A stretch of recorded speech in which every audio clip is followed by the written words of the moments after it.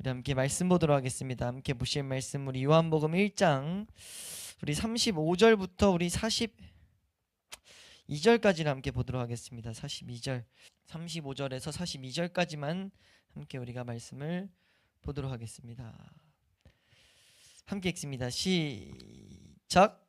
또 이튿날 요한이 자기 제자 중 두 사람과 함께 섰다가 예수께서 건의심을 보고 말하되 보라 하나님의 어린 양이로다. 두 제자가 그의 말을 듣고 예수를 따르거늘 예수께서 돌이켜 그 따르는 것을 보시고 물어 이르시되 무엇을 구하느냐 이르되 랍비여 어디 계시오니이까 하니 랍비는 번역하면 선생이라. 예수께서 이르시되 와서 보라. 그러므로 그들이 가서 계신 데를 보고 그날 함께 거하니 때가 10시쯤 되었더라. 요한의 말을 듣고 예수를 따르는 두 사람 중에 하나는 시몬 베드로의 형제 안드레라. 그가 먼저 자기의 형제 시몬을 찾아 말하되 우리가 메시아를 만났다 하고 메시아는 번역하면 그리스도라. 데리고 예수께로 오니 예수께서 보시고 이르시되 내가 요한의 아들 시몬이니 장차 게바라 하리라 하시니라. 게바는 번역하면 베드로라. 아멘. 예, 우리가 이제 요한복음 1장 마지막 부분으로 들어왔습니다. 요한복음 1장 마지막 부분. 요한복음의 특징은 믿음을 주기 위한 책이다라는 것을 살펴봤는데 좀 더 이렇게 직관적으로 설명하면 영적인 책이다. 우리 영적 생활과 긴밀한 연관을 맺고 있고 긴밀한 가르침을 주고 있는 책이다라고 우리는 볼 수 있어요. 그래서 그 가르침의 가장 중요한 것은 예수 그리스도 자체에 대해서 요한은 증거하고 있다는 겁니다. 성경은 항상 하나님이 누구신지 예수님이 누구신지 자체를 찾아갈 것을 우리에게 요구하고 있어요. 그리고 그와 맞물려서 우리가 감사하게도 기독교 강요에서도 함께 공부했는데 하나님 아는 지식은 우리를 아는 지식과 다 있습니다. 그러니까 우리가 얼마나 죄 가운데 있는지를 아는 것은 너무나 중요해요. 그러니까 그것이 올바로 맺어지지 않으면 하나님을 이 세상 가운데 올바르게 알아가는 것, 즉 하나님 말씀하신 대로 하나님 안에 거하는 건 불가능합니다. 그러니까 그게 안 되니까 사람들이 교회 안에서 자꾸 하나님을 내 하나님으로 만들어내는 문제가 있다는 것을 성경은 너무 경고하고 있어요. 이건 뭐 우리가 교리를 공부하는 게 아니라 성경의 경고입니다. 그래서 우리가 출애굽기를 통해서도 본 것은 하나님이 이 성막을 지어지는 이 중간에 딱 멈추셔가지고 한 사건을 보여주신 게 금송아지 사건이잖아요. 그러니까 이건 우리 안에 있는 치명적인 문제라는 것을 우리는 알아야 돼요. 그래서 이렇게 오류에 안 빠지려면 말씀대로 걸어야 됩니다. 그러니까 말씀이 계시하는 대로 우리는 알아가려는 그런 사모함이 있어야 돼요. 그리고 그런 사모함을 갖는 것 자체가 은혜라는 것을 우리는 오늘 본문을 통해서도 보게 됩니다. 그래서 우리가 이 요한복음에서 특별히 지금 오늘 이 말씀에서 주는 이 말씀을 통해서 특별히 우리는 오늘 회심에 대한 사건을 살펴보게 되거든요. 회심에 대한 깊은 내용보다는 하나님이 지금 이제 첫 제자들을 부르는 장면이에요. 이제 예수님의 첫 제자를 부르는 장면인데 이 가운데도 이 요한복음의 특징이 도드라지게 드러나고 있습니다. 왜냐하면 이 제자들을 만나는 장면이 다른 세 복음서, 그러니까 공간복음에도 기록되어 있거든요. 근데 이걸 주목해서 바라보면 아예 다른 사건처럼 보여요. 처음 만나는 것처럼 보이는데 아예 다른 사건으로 보이면서 이게 뭐지? 라는 생각을 할 수 있게 되는데 전혀 이건 충돌을 일으키지 않습니다. 왜냐하면 이 요한이 지금 보이는 것은 이 제자들이 처음 회심하게 된 사건을 기록하고 있어요. 예수님 자체를 알아가게 된 사건. 그리고 다른 이 세 공간복음에서는 어떻게 보면 각자의 직무적인 부르심 가운데 그 부름의 모습이 적혀 있습니다. 그러니까 부름의 모습이 다르다는 것을 우리는 이 말씀을 주목하다 보면 발견하게 되거든요. 근데 우선 분명한 것은 이 요한복음은 예수님이 누구신지 근데 문제는 예수님이 누구신지 비쳤는데 사람들이 깨닫지 못했고 그러다 보니까 증인이 필요했고 라는 것들을 통해서 이제 내용을 가르치신 다음에 한 사건을 먼저 등장시키는데 제사장들과 유대인 그러니까 바리새인들이 보낸 그 사람들을 통해 가지고 영적 무지에 대해서 들쳤단 말이에요. 절대 우리가 하나님을 알아갈 수 없다는 것을 들춰놨죠. 들추고 나서 이제 이어서 장면이 이어지는데 그 장면이 뭐냐면 그 가운데도 회심한 자들, 그러니까 하나님의 은혜로 하나님을 알게 된 자들, 예수 그리스도를 알게 된 자들에 대해서 우리에게 보이고 있어요. 이게 마지막 장면 35절부터 51절까지의 내용입니다. 이 내용에 보면 크게 네 가지의 모양이 나오거든요. 그러니까 하나님이 제자들을 부르시는데 제자들을 부른 그 부름의 모습 중에 회심이라고 볼 수 있는 이 사건이 네 가지의 종류가 나옵니다. 근데 이 네 가지 종류가 각각 달라요. 이건 우리에게 뭘 말하냐면 하나님의 부르심은 뭔가 이렇게 일관성있게 공장에서 찍어내듯이 똑같은 모양으로 사람에게 임하지 않는다는 거죠. 각 사람에게 맞게, 각 사람의 환경에 맞게 하나님께서 하시는 방법이 다 다르다는 것을 우리에게 분명히 보이고 있어요. 이 첫 번째 이 네 가지 크게 장면이 나오는데 첫 번째 있는 인물들을 보면은 이게 큰 내용을 보고 우리가 이제 이번 주 다음 주를 통해 가지고 이 부르심, 이 회심의 모양 가운데 하시는 말씀들을 우리가 좀 찾아갈 텐데 살펴볼 텐데 이 크게만 먼저 살펴보면 뭐냐면 전도자를 통해서 이제 세례 요한이죠. 세례 요한의 증언을 통해 가지고 회심하게 된 자들이 있어요. 그리고 그 회심한 자들이 너무 그 예수 그리스도를 알아간 게 놀라워 가지고 그 자들이 전해 가지고 믿게 된 자가 있습니다. 그리고 아예 상관없이 그냥 예수님이 찾아가 가지고 믿게 된 빌립이라는 인물이 나오거든요. 그냥 믿게 된 인물이 나와요.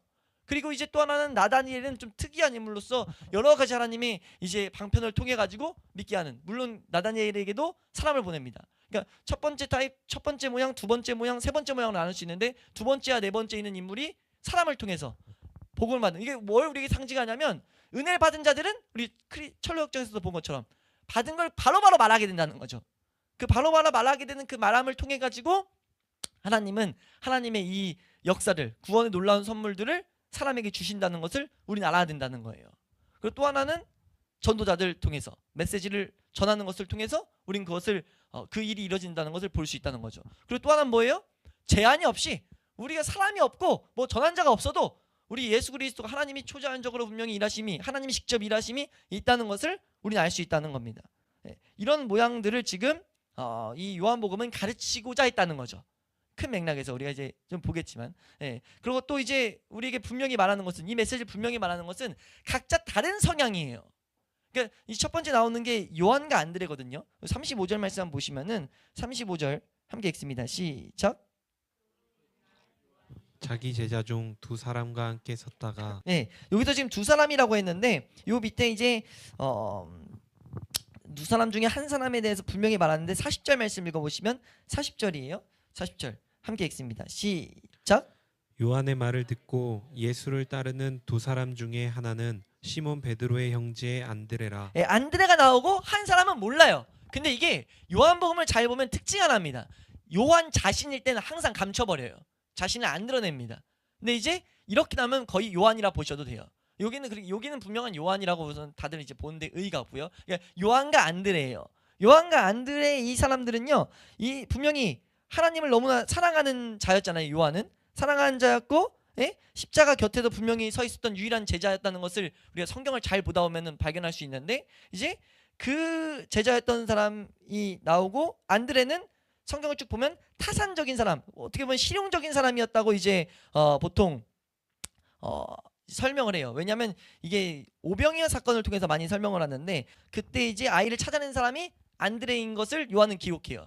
그러니까 안드레는 대단히 이런 거에 있어서 확실히 실제적으로 뭔가 실용적으로 빨리빨리 해야 되는 것, 이게 좀 안드레의 성격이었고, 또 빌립이라는 사람을 보면 회의적이고 이성적이었다라는 것들을 이제 콕 집어서 이제 찾아내고 있어요. 왜냐하면 이 그 오병이어 사건에서 먹일 게 없다, 데나리온 모아도 이거 우리 돈으로 지금 먹일 수 없다, 이성적으로 이제 먹일 수 없다, 이런 것들을 드러내거든요. 그리고 또 이제 나다니엘은 별로 알려진 바가 없는데 분명히 내성적이고 어떻게 보면 명상적이고 정의 내릴 때 그 속에 간사한 것이 없는 사람이었다, 이런 식의 표현들이 나오는데, 그러니까 우리가 지금 쭉 읊은 이유가 뭐냐면 다르다는 거죠. 그래서 보면은 대하는 말도 달라요. 빌립에게는 그냥 무조건 믿어라, 누구에게는 이제 책망, 누구에게는 기적, 누구에게는 그 모든 고민들을 해결해 주시고, 이렇게 다 접근하셔서 예수 그리스도가 그 놀라운 일을 행하신다는 거죠. 우리가 분명히 알아야 될 게 뭡니까? 각자 다른 모양으로 나타난다는 거예요. 이걸 통해서 분명히 알아야 될 것은, 이 시대에 마귀가 가끔 이제 우리에게 착각을 일으키게 하는 것, 간증의 그 폐해로서, 간증이 오는 부작용으로서 어떤 것이 발생되냐면, 회심을 뜨겁게 경험한 자들, 혹은 회심이 어떤 모양으로 경험한 자들을 일괄적으로 쫓아가는 모습들이 나타나는데, 그렇게 되면 안 된다는 거죠. 이 본문을 가지고 강해하는 많은 목회자들이 그걸 콕 집어서 말하고 있어요. 부르심이 다른 모양으로 분명 나타난다. 누구에게는 다이나믹하게, 누구에게는 그냥 예수 그리스도가 찾아오셔서 그냥 따라, 빌립에게 그랬거든요. 그냥 따라와. 왜냐하면 회의론적이고 이성적이다 보니까 그 사람은 예수님이 그냥 이게 아니에요, 그냥 따라와 이런 식으로 불렀고, 나다니엘에게는 그에 맞게서 사람도 오게 하고 예수님이 직접 가서 대화를 통해 가지고 문제들을 해결함으로써 오게 됐다는 거예요.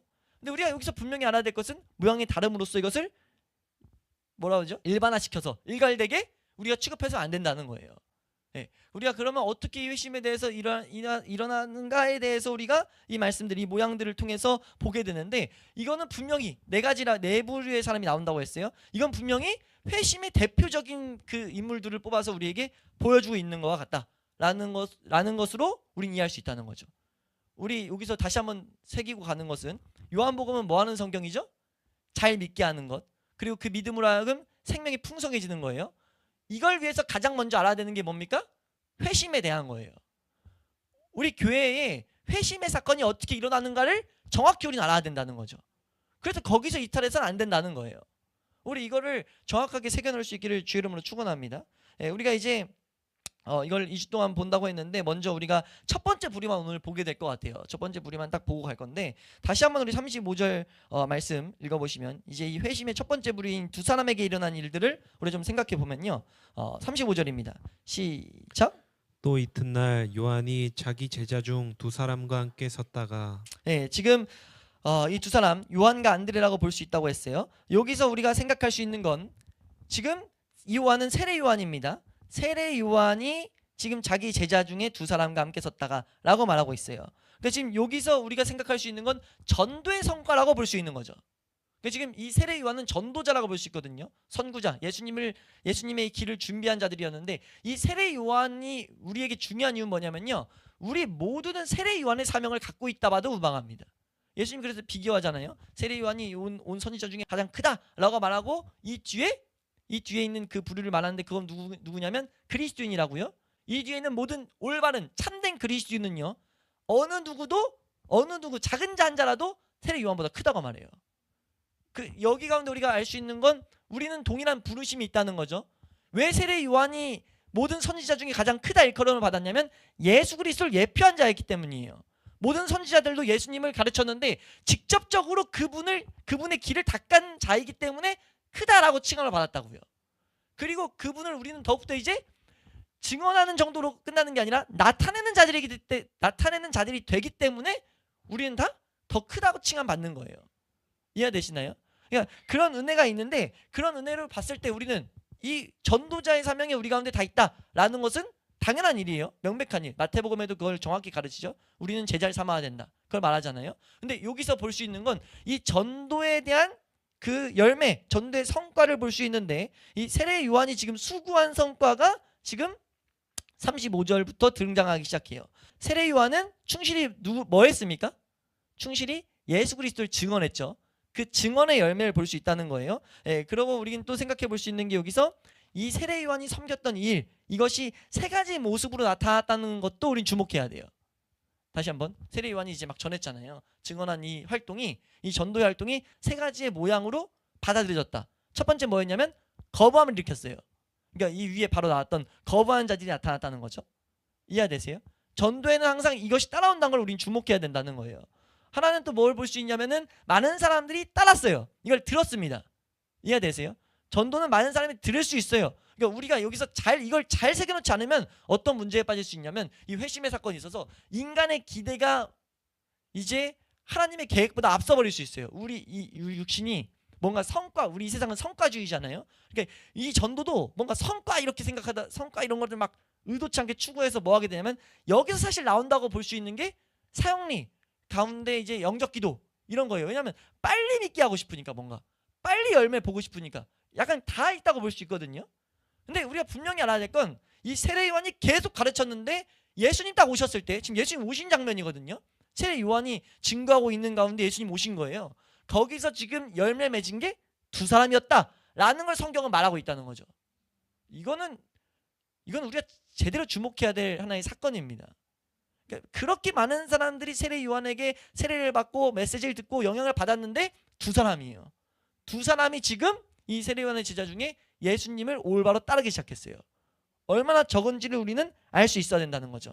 이거는 어느 시대에나 마찬가지 현상이란 것을 우린 분명히 알아야 된다는 거예요. 그러면서 이제 이 모양을 살펴보면서 내용을 보면 36절 말씀, 이 세례 요한이 어떤 일을 하는지, 이제 이건 첫 번째 회심의 모양 모습에서 이게 보여지는 내용인데 36절입니다. 36절 함께 읽습니다. 시작.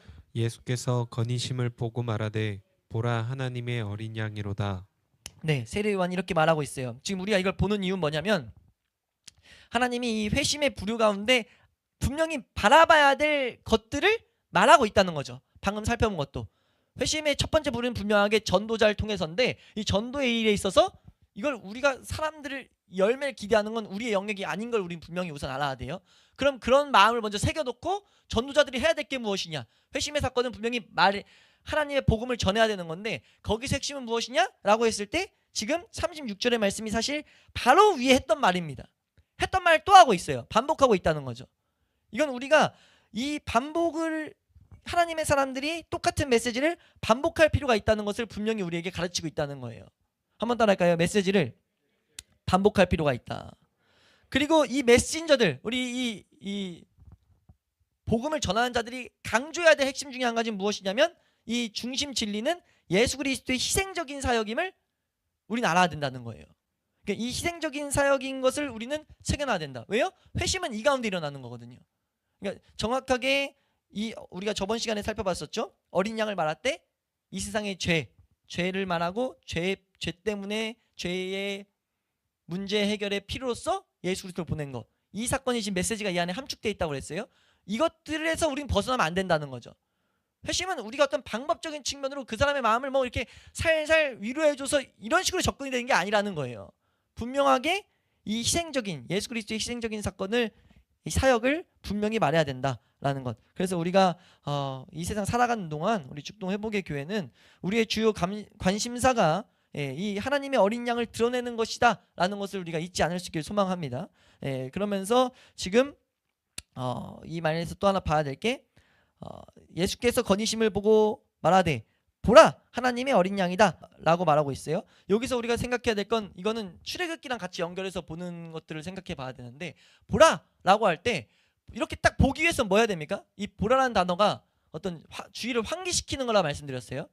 그러니까 뭐 막 시끄러울 때 이런 거예요. 수업을 하는데 막 떠들어요 사람들이. 애들이 떠드는데 선생님이 수업 시작해야 돼. 그리고 이제 봐야 될 내용이 수학이면 수학을 봐야 돼요. 딴 얘기를 막 하고 있는데 자자 봐, 이제 봐, 우리 이제 이거 할 거야 라고 하면 뭐 하게 됩니까? 집중하게 되는데 그 집중이란 건 뭐예요? 하고 있던 걸 멈춘다는 거예요. 우리가 예수 그리스도를 올바로 따르기 위해서 먼저 우리가 해야 될 것은요, 하던 일이 멈춰지는 일. 이거 계속 우리가 봤던 메시지죠. 지금 그 그림을 여기 그려서 우리에게 보여주고 있다는 거예요. 봐라, 자 봐, 자 멈춰. 너희가 봐야 될 것은 이거야. 우리가 이 세상의 분주한 마음, 분주한 시선, 거기로부터 멈춰서 예수 그리스도를 계속 보게 만드는 것이 전도의 가장 중요한 핵심임을 우리는 알아야 돼요. 우리가 그것을 알아서 교회 올 때마다 육신적인 활동을 멈추고 예수 그리스도를 볼 수 있도록 우리가 그 길을 제시할 수 있는 모든 하나님의 사람이 될 수 있기를 소망합니다. 이게 이제 출애굽기 14장 13절 말씀에 나오는데요. 출애굽기 14장 13절 말씀에 우리 함께 보도록 하겠습니다. 출애굽기 14장 13절 말씀 함께 읽습니다. 시작.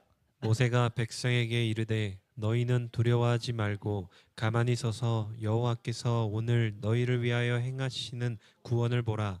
너희가 오늘 본 애굽 사람을 영원히 다시 보지 아니하리라. 이게 구원 사건에 앞서서 이제 모세를 통해서 이스라엘 백성에게 하는 말인데, 우리가 이거 출애굽기 강의할 때도 한번 자세히 봤었는데 중요한 단어가 가만히 서서예요. 그러니까 우리가 활동을 멈추고 우리가 가만히 서서 뭐 하는 겁니까? 보라는 거죠. 하나님께 집중하라는 거예요. 이게 교회에서 중요한 일 중에 하나입니다. 예수 그리스도를 제시하는 이 폐 중에 비극으로 빠지는 경우가 하나가 뭐냐면요, 예수 그리스도가 이 세상에서의 우리 어려움을 그냥 해결해 주는 분으로만 제시된다는 거죠.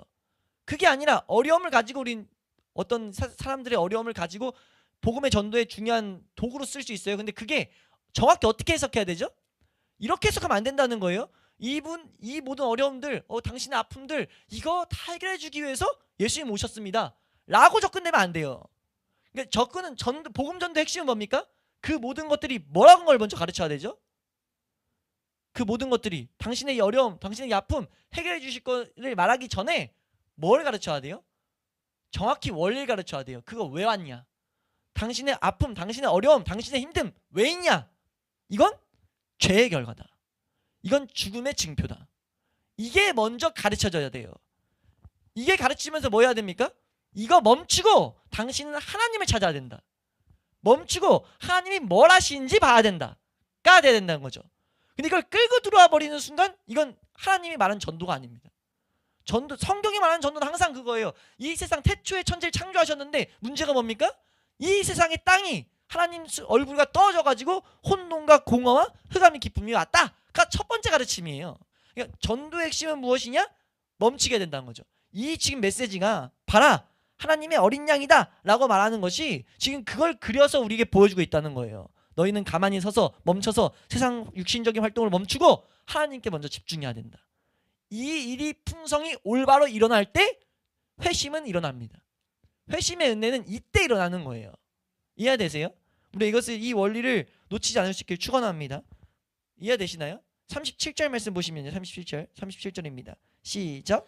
두 제자가 그의 말을 듣고 예수를 따르거늘. 이게 그냥 우리는 단어가 적게 기록되어 있으니까 그냥 넘어가는데 우리 믿으시 정말 저 이 말씀 처음 강의하면서도 참 감사했는데 믿음의 선배들은 절대 그냥 안 갔다는 거죠. 실제가 됐어요. 실제 사건이고 실제 예수님이 오신 일들이잖아요. 그리고 이 안에 들어가서 아예 거닐고 있던 거예요. 아무리 봐도 그 사람이 깨닫는 것도 아니고 사실 그 사람에게, 그 하나님을 사랑한 사람에게 하나님의 지혜들, 하나님이 말씀하시는 것들이 깨달아지게 된 거죠. 우리는 지금 그런 것들을 접할 수 있게 된다는 게 참 진짜 감사한 일입니다. 말씀에서 우리에게 무슨 말 하는지를 우리 지금 분명히 알 수 있는 시대거든요. 지금 이 37절에 두 제자가 그의 말을 듣고 예수를 따르는데요. 이게 지금 단순한 일이 아닌 거죠. 왜요? 지금 이들은 세례 요한의 제자입니다. 그리고 이 가르침을 계속 들었어요. 어떤 가르침이죠? 오신다. 누군가 반드시 오신다. 하나님 보낸 메시아 온다. 난 그의 길을 예비하는 자다. 외치는 소리다. 라는 걸 계속 말했다고요. 그걸 듣고 있었어요. 이 제자들이요. 그리고 어느 날 이 일이 지금 발생된 거예요. 이 두 제자에게 어느 날 불현듯 이게 뭔가 예비도 없고 뭐 예고도 없고 갑자기 튀어나온 겁니다. 누가요? 실제 계속 말했던 그 예수 그리스도가 그 인생에 찾아온 거예요. 지금 그 일에 찾아와 가지고 선생님이 말했던 이제 그 내용을 들었던 이 제자들에게 지금 어떤 일이 일어났냐? 세례 요한이, 그 선생님이, 그 자신의 스승이 잠깐 발걸음 맞고 참 봐라 라고 하면서 이제 예수 그리스도가 오심을 나타내게 했다는 거죠. 예. 그래서 지금 그들에게 뭐 하게 됐습니까? 여기 중에 한 명이 요한이라 했어요. 그래서 어떤 일이 발생되냐면 요한일서 1장 1절에서 우리가 자주 왔던 말씀이지만 요한일서 1장 1절 말씀이 뭐라고 해요? 함께 읽습니다. 시작. 태초부터 있는 생명의 말씀에 관하여는 우리가 들은 바요 눈으로 본 바요 자세히 보고 우리의 손으로 만진 바라. 이 일이 일어난 거예요. 어느 날 딱 이 일이 일어나서 진짜 계속 말씀했던, 우리에게 계속 가르쳤던 하나님의 아들, 곧 죄를 위한 제물로서 자신을 드려야 했던 그 예수 그리스도라는 분이 앞에 계신 걸 발견한 거죠. 이 제자들에게. 이해되세요?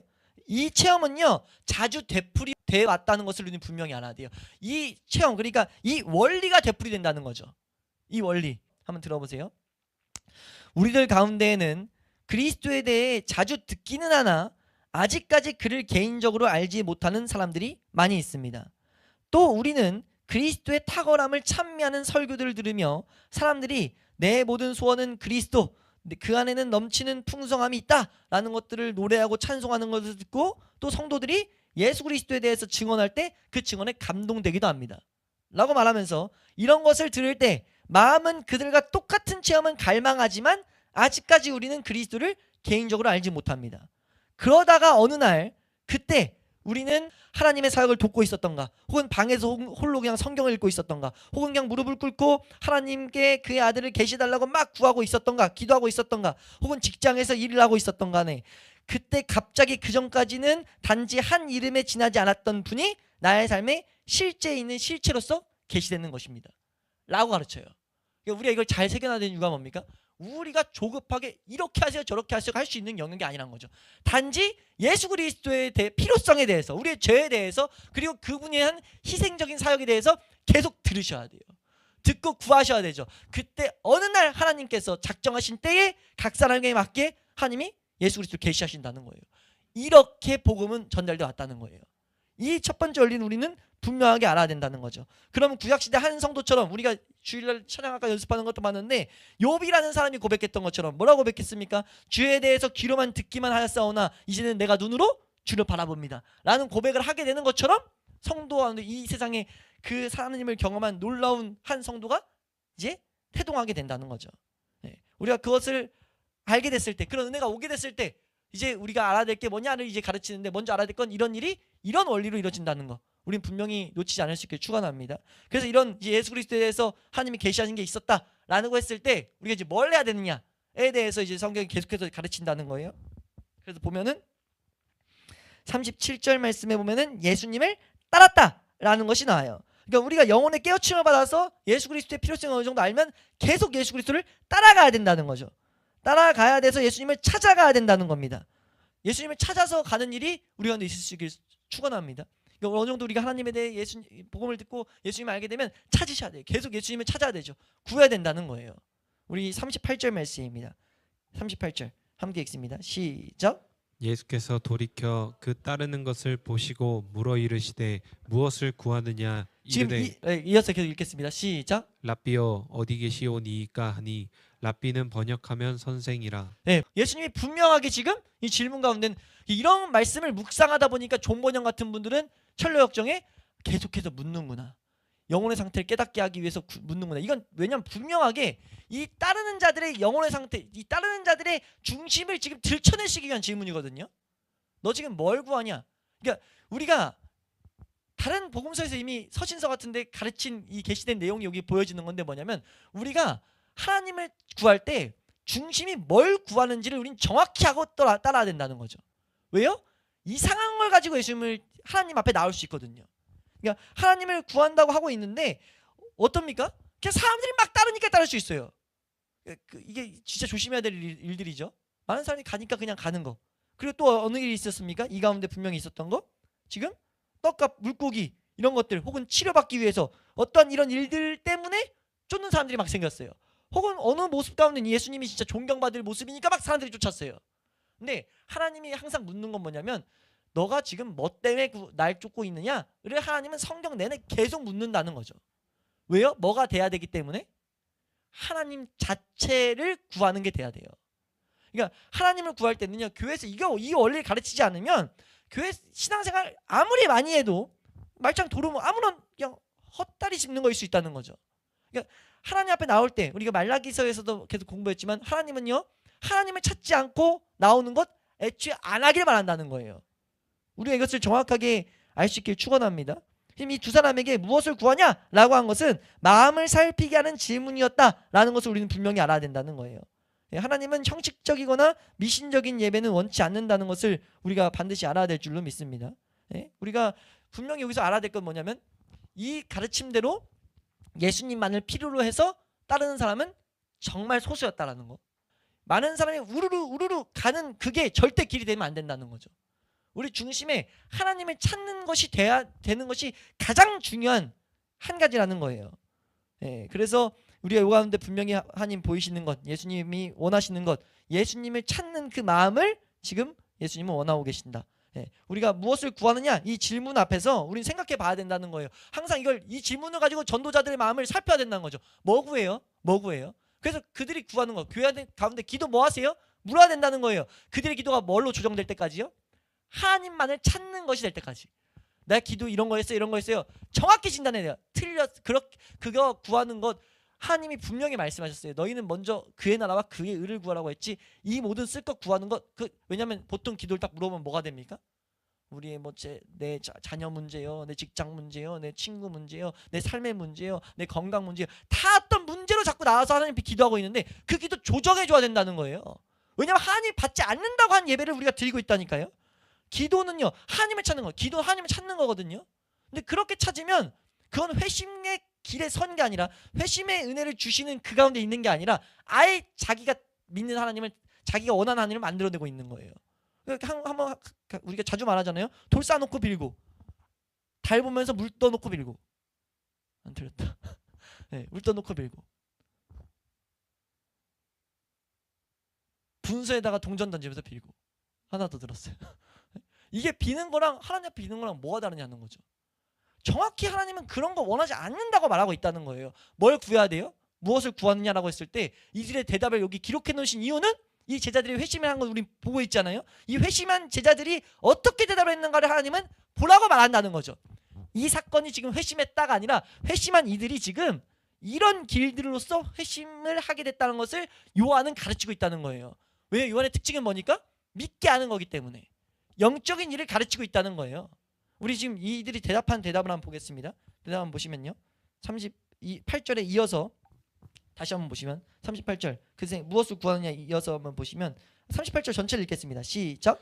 예수께서 돌이켜 그 따르는 것을 보시고 물어 이르시되 무엇을 구하느냐 이르되 랍비여 어디 계시오니이까 하니 네, 랍- 네, 예, 있습니다. 시작. 랍비는 번역하면 선생이라. 여기서 말하는데 랍비여 어디 계시오니까 라고 말하고 있는데 여기는 번역이 어디 계십니까 라는 이 단어가 지금 머무르다 어디 머무르십니까가 사실 좀 더 올바른 단어예요. 계십니까라도 사실 똑같다고 볼 수 있는데 머물다라고 하는 게 왜 더 중요하냐면 머물다라고 붙었을 때 교제의 의미가 함축되어 있습니다. 여기서 쓰인 단어는 교제하기 위해서 지금 찾고 있는 뭐 교제하는 장소 뭐 이런 단어로서 쓰고 있다는 거예요. 이해되세요? 지금 이게 묻는 의도가 뭐예요? 제자들이 어디 계십니까? 라고 물었을 때 그냥 어디 계신지를 궁금해하는 게 아니라 지금 어디 계십니까? 라고 했을 때 예수 그리스도와 교제하기 원하는 마음을 지금 여기서 표출하고 있다는 거죠. 지금 하나님이 뭘 원하신다는 거예요? 하나님을 찾는 것, 하나님과 교제를 갈망하는 것이 회심하는 자들에게 있는 마음 자세라는 거예요. 우리 교회는 그렇게 항상 영혼들을 인도해야 된다는 거죠. 그 가르침을 우리가 올바로 줄 수 있길 축원합니다. 예, 지금 여기서 말하는 것이 하나님을 향한 것, 예수님에 대한 그 교제에 대한 마음이 이 가운데 나온 것이었다. 헛된 호기심이 아니었다라는 것. 예, 그렇게 했을 때 예수님 말씀하세요. 39절 말씀. 39절입니다. 함께 읽습니다. 시작. 예수께서 이르시되 와서 보라. 그러므로 그들이 가서 계신 데를 보고 그날 함께 거하니 때가 10시쯤 되었더라. 아멘. 지금 이 말씀 자체가 지금 예수님이 이 중심을 구했었고 중심에 대한 대답을 받다는 거예요. 왜냐하면 와서 봐라. 예수님이 지금 와서 봐라 라고 한 이 말씀 자체가 이 교제의 허용, 교제에 초청하시는 것, 하나님의 은혜에 복된 자리로 초청받는 일이 이 가운데 일어나는 거예요. 우리 예배 중에 예배의 첫 시간을 보통 우리는 여기 안 적어놨지만 안 적어놨네요. 예, 부르심, 예배로의 부르심 이런 것들을 적어놓거든요. 이 개혁주의 주보에 적어놨어야 되는 것 같기도 한데, 예, 우리가 그 처음 묵상할 때 제가 꼭 읽어드리는 말씀이 예배로의 부르심의 말씀들이에요. 우리가 부름 받았다, 초청 받았다의 말씀이에요. 초청을 받았기 때문에 우리가 은혜의 자리에 설 수 있는 거거든요. 이건 중요한 원리입니다. 우리가 하나님께 초청을 받았기 때문에 은혜의 자리로 부름 받았기 때문에 우리 은혜의 자리에 나아가는 거예요. 우리가 어떤 은혜를 구해요? 하나님의 은혜가 선행되어 있다는 것을 우리는 알아야 됩니다. 우리는 그걸 먼저 보고 감사할 수 있어야 된다는 거죠. 이 지금 대답 자체가 예수님이 이들의 중심을 보시고 오라, 그러니까 예수님이 환영한다 이런 것들을 확인시켜 주시는 말이다라는 것을 우리는 볼 수 있다는 거죠. 그리고 거기서 그치는 게 아니라 와서 봐라라고 말하는데 이 봐라는 단어가 눈으로 보다, 주목하다, 관찰하다, 지각하다, 상상하다, 경험하다, 출석하다, 참여하다 이런 여러 가지 뜻이 있는 단어예요. 그러니까 연구하고 주목해서 보는 이런 와서 그러니까 하나님이 이 교제의 자리, 예수 그리스도에 대해서 알아가는 것, 하나님이 이제 그 자리로 부르셨다는 거죠. 이 일이 일어나서 여기서 이제 복된 또 묵상 한 가지가 있는 게 지금 뭐라고 해 있어요? 39절 말씀 보면 때가 10시쯤이다. 10시면 몇 시냐면은 6시간 더 하시면 되거든요. 우리 시간으로 보려면 그러니까 오후 4시예요. 오후 4시가 됐는데 어떻게 됐습니까? 지금 그날 함께 거했어요. 다음 날까지 그냥 함께 거했습니다. 예, 그게 이제 이튿날로 이제 넘어가게 되는데, 그러니까 하루 종일 있는 그 일들이 하루 종일 교제하는 그 풍성한 일이 이 가운데 일어났다는 것이 이제 여기서 보이고 하는 요한이 지금 가르치는 내용이라는 거죠. 이해되세요?